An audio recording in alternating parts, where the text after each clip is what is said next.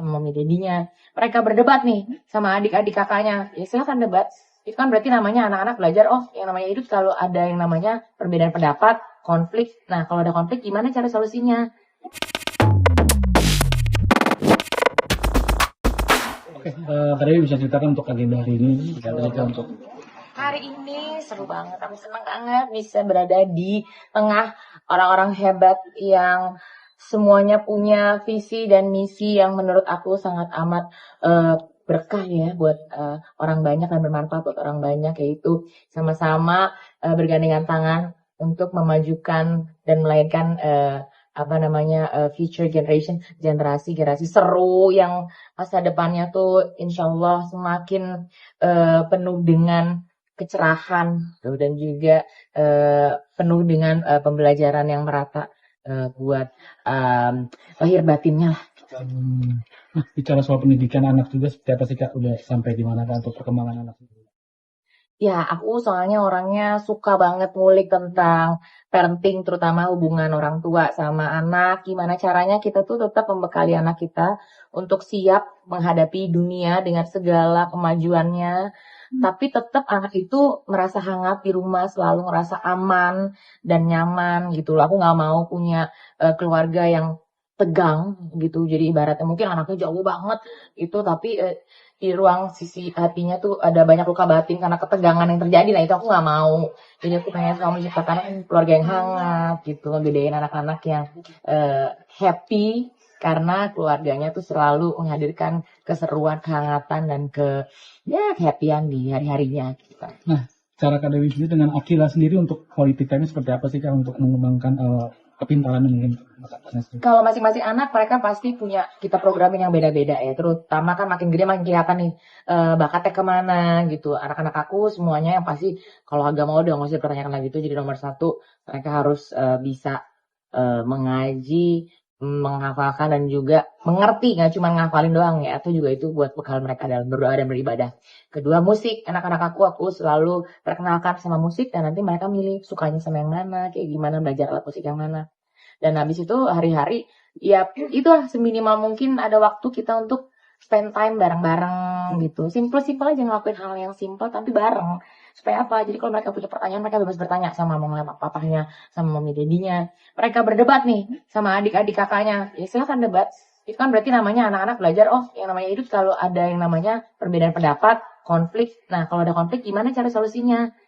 Cara solusinya gimana ya? Aman apa nyaman? Nggak boleh nyakitin atau nggak boleh bikin orang lain jadi atau adik kakaknya jadi sakit hati dan luka gitu itu yang kita tanemin tiap hari.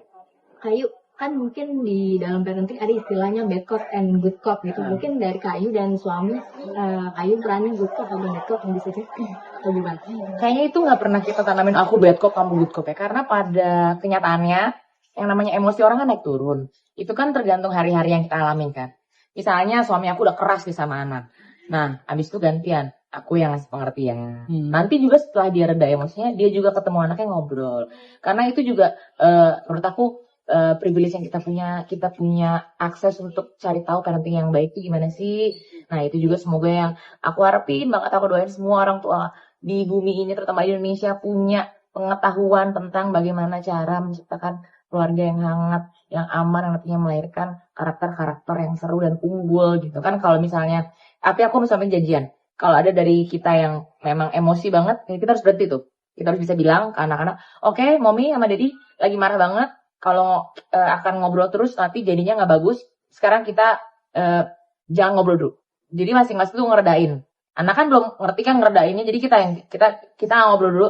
Jadi mommy sama daddy pergi dulu, meredakan emosi kita. Habis itu baru kalau emosi kita udah kita ajak ngobrol. Nah, tahu nggak tadi kenapa mommy sama daddy marah?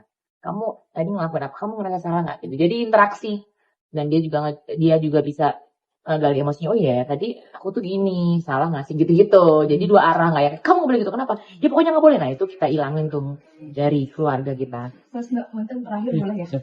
Mungkin ada batasan ya Kak untuk anak-anak jarang main gadget gitu Kak? Atau ada jamnya? Ada screen time ada. Itu kita atur beda-beda anak. Dan yang baru punya gadget yang paling gede. Yang kedua, ketiga belum punya.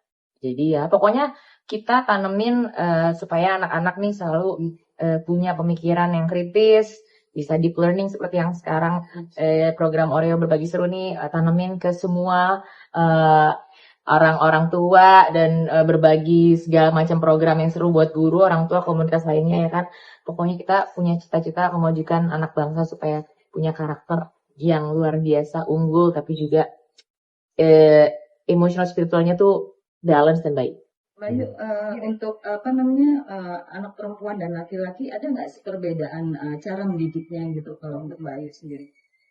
Cara mendidik dari segi umur dan juga dari segi kayak kita selalu ngasih tau kalau mengenai perbedaan anak cewek dan cowok ya. Kalau anak laki-laki harus semuanya harus selalu bermain aman ya. Aman tuh apa? Terutama kalau sama perempuan kamu harus lindungin, nggak boleh kasar. Tapi kan nggak boleh kasar kan semua. Sama cowok juga nggak boleh kasar, yang cewek juga sama cewek kasar. Lebih ke situ. Tapi kalau untuk gimana sih cara bermain sama temen yang aman tuh kayak gimana gitu, itu kita kasih tahu caranya. Basically ya gitu. Tergantung karakternya, lebih ke karakter daripada tergantung dia cewek atau cowok. Tapi dasarnya cowok harus selalu melindungi cewek, yang cewek juga harus selalu bisa mengayomi.